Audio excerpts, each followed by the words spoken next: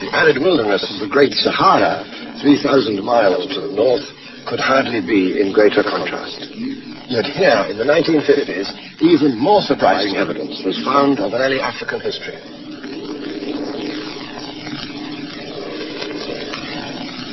Today the place belongs to the creatures of the desert, lizards, scorpions, and snakes that can survive the searing temperatures of this thirsty land, one of the driest and most desolate regions on Earth. Water is the rarest and most precious commodity. Yet even here it must once have flowed in abundance.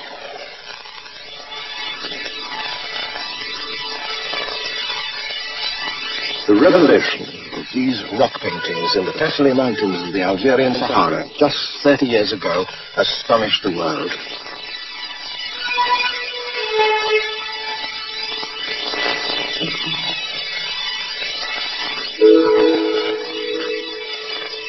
Whole communities of people who were obviously African in origin had created marvelous galleries of ancient art, depicting most vividly the life of the Green Sahara, as it must once have been.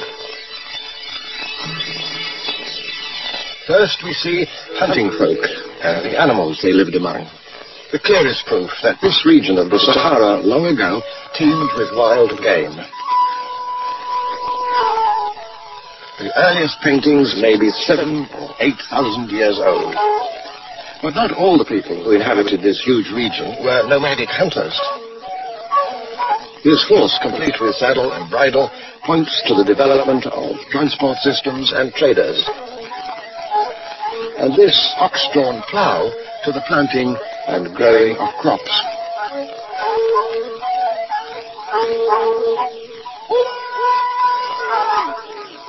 Whether for war or sport, elaborate chariots came into use, while the clothing of these people bears a striking resemblance to the tunics of ancient Egypt. The evidence of these paintings suggests a continuous community of peoples living right across the Sahara, from the Atlantic to the valley of the Nile.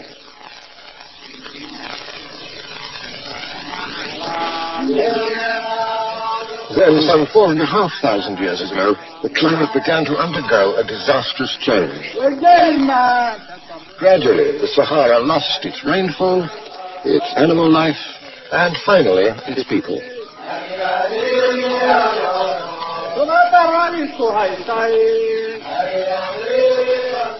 Abandoning their increasingly arid pastures, more and more people from the Sahara had to join their forerunners and follow the trails in search of a secure supply of water. Some headed for the tropical rainforests which lay to the south and west. Others moved east towards the valley of the River Nile. Fed by Africa's greatest lake, the Nile runs north for over 4,000 miles before reaching its outflow in the Mediterranean Sea. It's the longest river on Earth, and no river anywhere pushes on so relentlessly through mile after mile of vast and rainless desert regions while tumbling down from the mountain plateau of Ethiopia.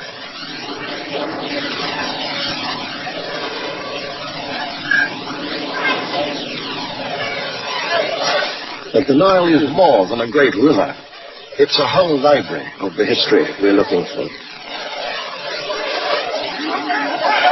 From the earliest times of human settlement along the river, some 10,000 years ago, the Nile was the giver of life to ancient communities who came to its banks and found on fertile soil that was enriched unfailingly, year by year, by the flood of silt. Those early people were among the ancestors of the Egyptians and the Sudanese of today. Others may have come from the Middle East. But the archaeological evidence combines to show that the main lines of incoming migration were from the southwest and the west. In other words, from the African communities of the Sahara.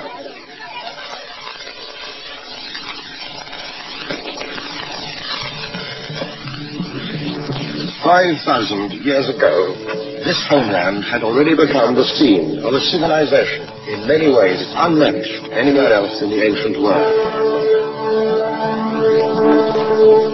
This is where we have to begin, in the Egypt of the pharaohs, in the African land that was the gift of the god of the Nile. It's easy enough to believe within these corridors, built to a gigantic scale and yet wonderfully proportioned, that you've entered a world sprung complete from the lap of the gods. Egypt of the pharaohs was the greatest and the oldest and the most inventive of all the high civilizations of antiquity. And it flourished for 3,000 years. It set a pattern and example for peoples near and far. But where were its roots, its origins, its starting point? Most of us have believed or have been taught that the glories of the pharaohs could never have been created by African people or African ideas because, it's been said, Africans could never have built a high civilization. Here reigned for dynasty after dynasty the kings who wore a double crown, a combined crown of Upper Egypt and of the Delta. But what had they to do with Africa? How could this grand hierarchy of gods and spirits have anything in common with the superstitious mumblings of the black peoples of inner Africa?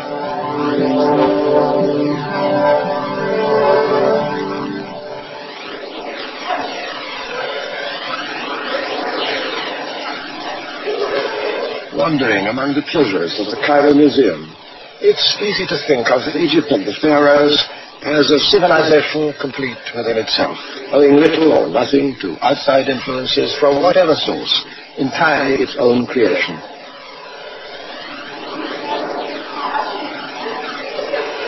And I imagine that most visitors conclude as they listen to their guides that a statue such as this of the young king Tutankhamun may have turned very black in the course of centuries, but could not have been a black man in the first place.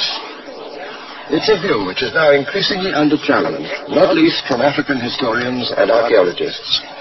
One of the more outspoken of these is Professor Cheikh Anta Diop of Senegal, who has made a special study of the origins of the people of ancient Egypt. Contemporains des Égyptiens, même des philosophes du XIXe siècle, voici, dans le tombeau de Ramsès III, au XIIe siècle avant Jésus-Christ, les quatre races connues des Égyptiens représentées sur le même plan. Ici, vous avez l'Égyptien, le type générique de la race. En noir, charbon, si je puis dire, avec toutes ses particularités ethniques. Et sur le même tableau, vous avez le type indo-européen, représenté également, avec toutes ses différences par rapport au type égyptien, du point de vue de la couleur de la peau et du point de vue du vêtement. Et ici, vous avez les autres Africains qui habitaient à l'époque l'intérieur du continent, représentés de la même façon que les Égyptiens.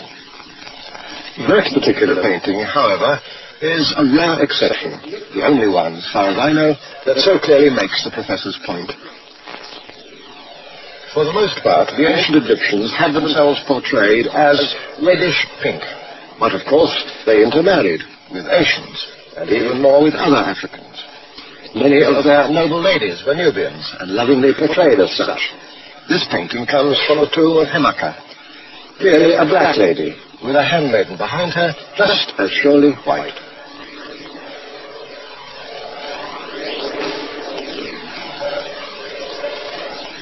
It followed that the royal children were often black as well as King Senusret, seen here wearing the white crown of Upper Egypt. This pharaoh, of unknown name, but obviously of high prestige in his time, and just as clearly African.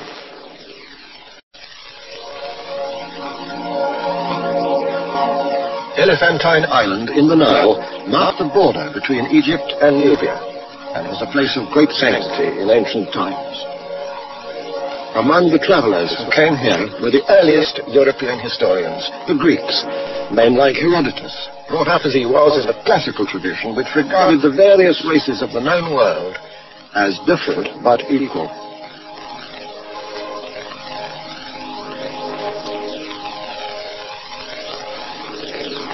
The Greeks knew Egypt well, and firmly believed that the original Egyptians were black people, who had come from the south to settle the land of the Nile. But Herodotus himself got no further than this. He was prevented by the first cataract from traveling further south. And so he never saw the huge temple which Ramesses II chose to build here at Abu Simbel, further south into inner Africa, than any other great monument built by the pharaohs to celebrate their power. A few years ago, with immense ingenuity, the entire structure was lifted to a new site.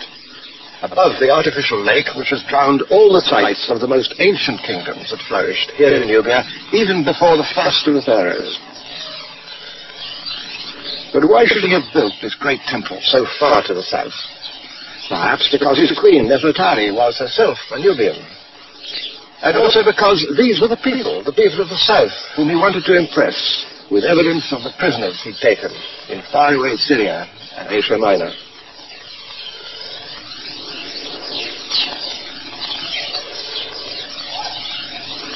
Even mighty temples like this one have to be seen against the background origins of ancient Egyptian civilization. And those origins, in the light of modern science, were above all African. No matter what ideas or customs the pharaohs may have found in the Asian lands they conquered, Egypt's beginnings were in the south, in this inner Africa, which the ancient Egyptians called the land of the gods, of the African gods whom they revered as their guardian spirits. The time came when Egyptian conquests ended. 400 years later, it was the turn of the kings of the south of Nubia, who now marched north to subdue the power of Egypt itself.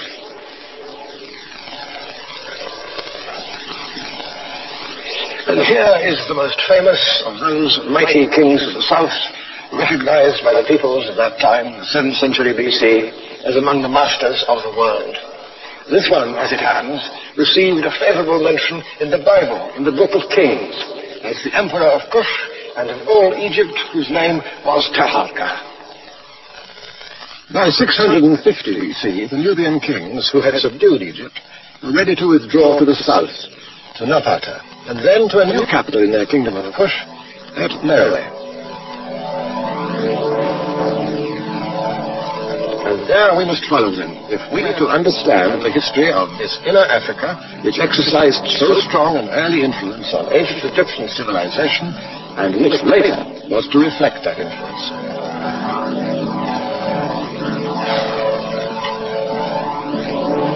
The city of Meroe was situated 1,000 miles south of the old Egyptian frontier, far into inner Africa.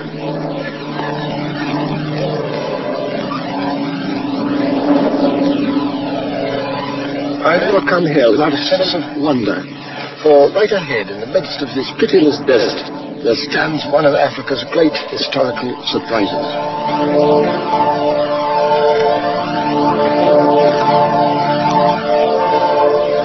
The remnants of a lost civilization, standing across the skyline, as though shipwrecked on the sands of time.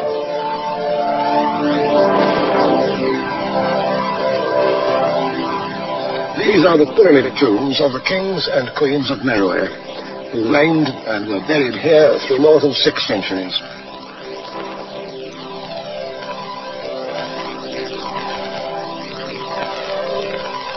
Long ruined by tomb robbers and by time, the pyramids are being restored and even reconstructed.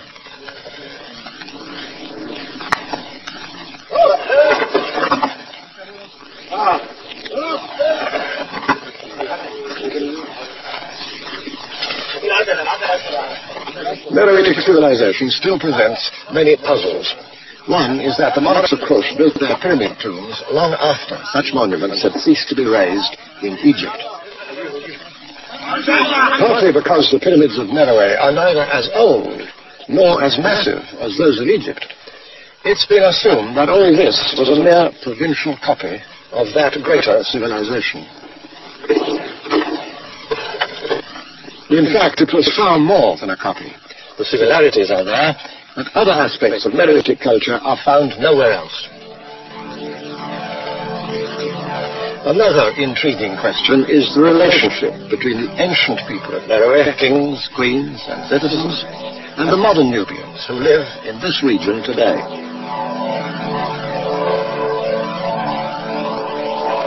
We can still see their stylized portraits in stone, but what did they really look like? I asked Dr. Ali Osman of the University of Khartoum. Oh, they look like me, of course. I am Nubian. Very much the Nubians of today are the Nubians of yesterday. we got to understand that rather carefully, because the Nubian culture actually have not yet been very much explored. The Nubian from within, and I as a Nubian, what I do and how I behave, wouldn't have changed that much from what the Libyan Nubians have done. But the influence that was coming on us as Nubians, starting as early as, you could say, the Egyptian, and coming down to the Muslim and Arab influence, have been changing. That does not mean that the Nubians have changed. But this identity has had to survive many foreign incursions and even conquests. At one time, Meroe fell before the invading armies of Aksum, another ancient kingdom high in the mountains of what is now Ethiopia. In more recent times, the Turks and the British have sent in their armies of occupation. Most lasting of all has been the influence of Islam. But through all of these changes, the Nubians have done more than retain their identity. Just as they absorbed influences from elsewhere, so they too have had a deep cultural impact on their neighbors.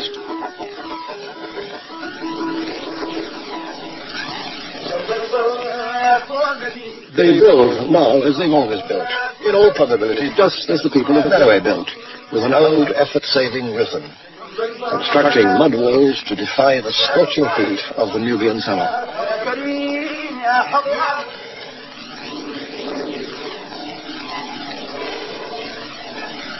Their beds are no different from those of their ancient ancestors, like this one in Khartoum Museum, with a pattern of headrest which is much the same here and right across Africa as those of 5,000 years ago.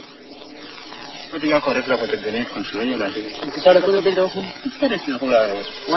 the traditional clan marks cut into this Nubian's face can be seen exactly reproduced on a stone relief which decorates one of the pyramids just a couple of miles away.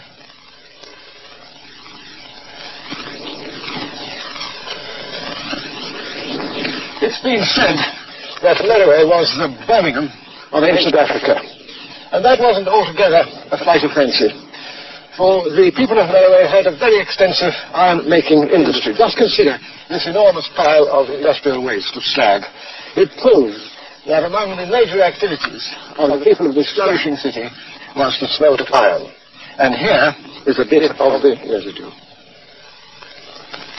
A few yards away stood the great temple of Ammon, Meroitic, although dedicated to a very Egyptian god. And somewhere in the sand, if I can find it, there's another remarkable fragment of inner African originality.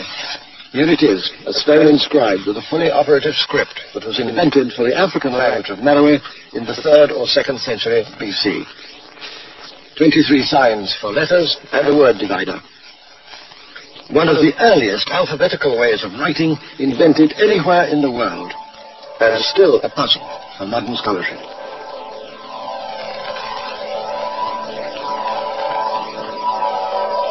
In wealthy houses surrounding the temple were found some of the comforts and enjoyments of Meroitic life.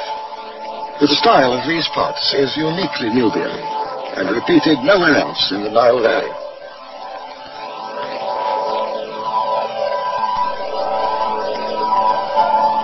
Half a day's journey from Meroe by modern transport, a little further into the sand and rock of the Butana Desert, there stands another complex of stone buildings, this time dedicated to the gods of Kush and not to the gods of Egypt. Nowadays, this place is called Musawarat.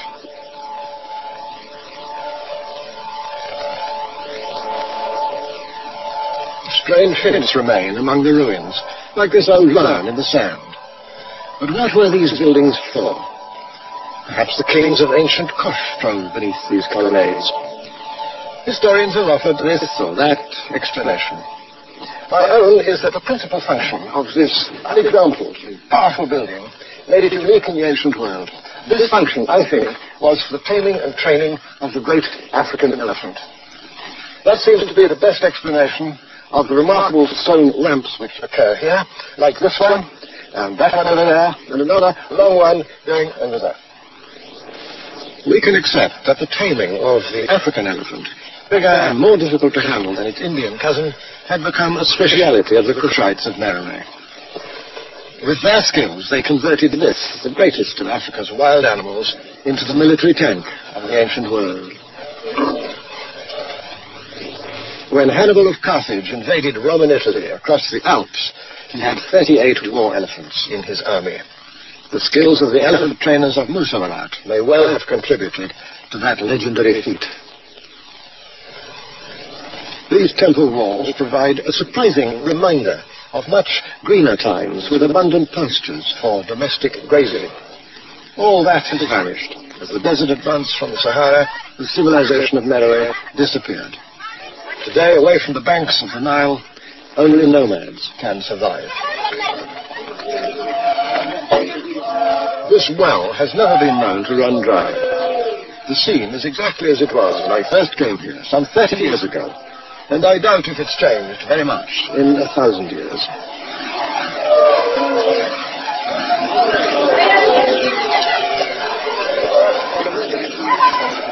Proud and self-sufficient, these people seem untouched by the modern world. It's rare to see a single mass-produced item among their belongings, or anything made of plastic. It's as if they share a determination to rely on nothing but themselves and their animals. Visiting Europeans have usually made the mistake of judging the degree of civilization among different peoples by the number of their possessions.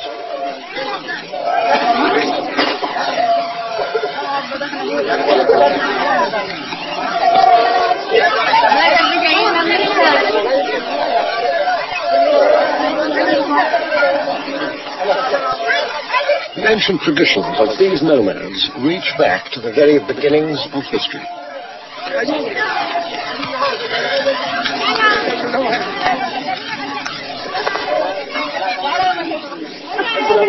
And should they still remember their ancient gods, those too are still here, not yet swallowed up by the encroaching sand. Here at Naga, there's an even more remarkable mixture of local and imported influences. King Natakamani triumphs over his prisoners in a very Egyptian style. The python, on the other hand, was an inner African religious symbol, regarded in many lands down to this day as a figure of spiritual power. And this representation of the lion god looks quite Indian, with his 3 heads and 4 arms. But he too is uniquely Meroitic. The kingdom of Kush collapsed in the 4th century AD. But evidence has recently come to light that some of its people migrated across the plains of Kordofan towards the Nuba Hills.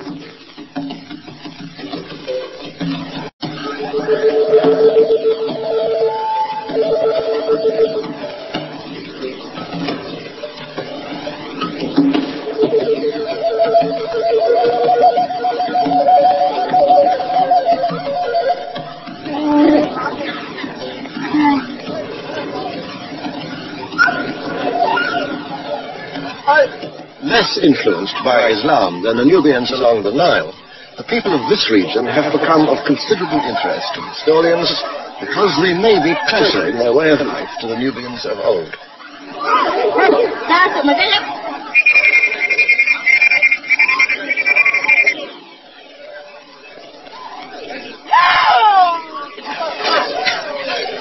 As it happened, we chanced on a special day among these Nuba people, a bit like a cup final.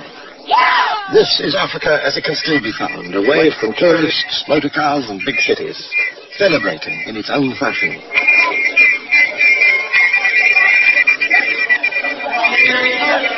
A number of cultural links have been found to suggest that these people may well share a common heritage with distant ancestors who lived in the time of the kings and queens of Kush.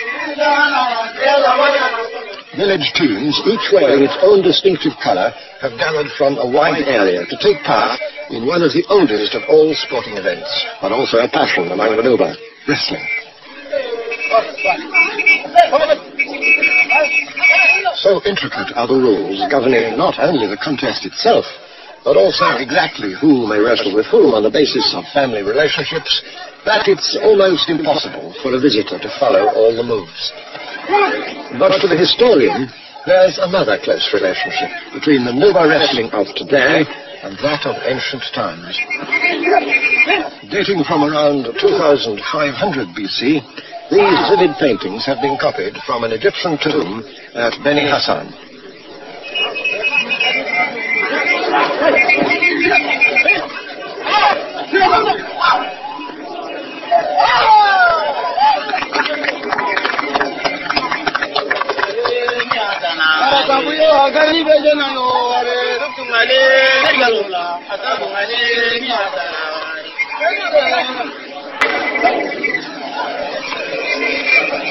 Increasingly, it seems that these people can indeed trace their past back to civilizations in antiquity. And their ancient sport provides one more small piece of evidence of a continuous social tradition that's lasted for centuries.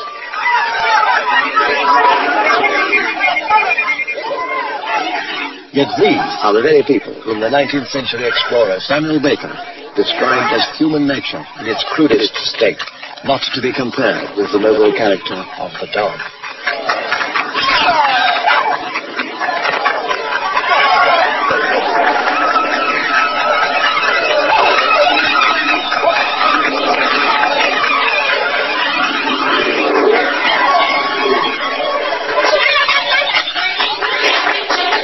After the contest comes the celebration.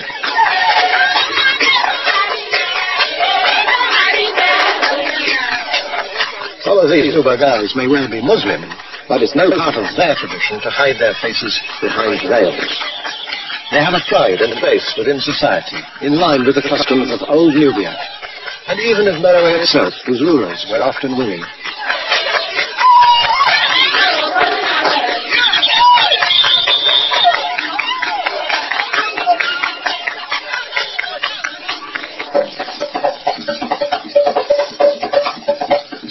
In another part of the Nuba Hills, just a few miles to the southeast, the teachings of Islam have made no headway at all. The people of these villages have quite consciously chosen to reject either Western or Islamic dress. Free spirits under an African sky, young girls dance as much for their own pleasure as for the spectators, breathing life into these astonishingly similar images of Nubian dancing girls, performing for the pharaohs 5,000 years ago.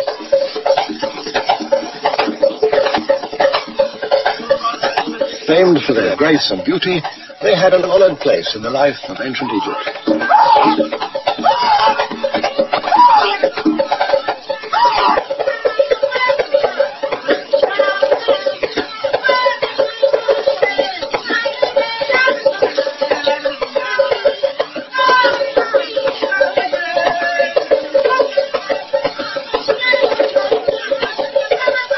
That the one should still be regarded as primitive and the other as part of the world's cultural heritage reflects on the ignorance and prejudice of the modern world. And not at all on them.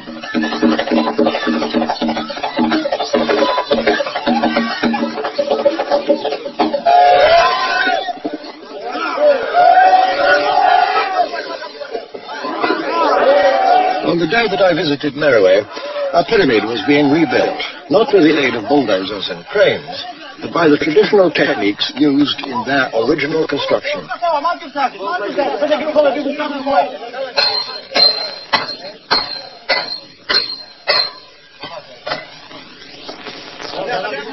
As each great shaft of masonry was hauled up the ramp and pushed into place, for me, the continuity of African history was brought directly alive. The Egypt of the pharaohs did not spring whole and complete from its own local genius. It owed much to inner Africa.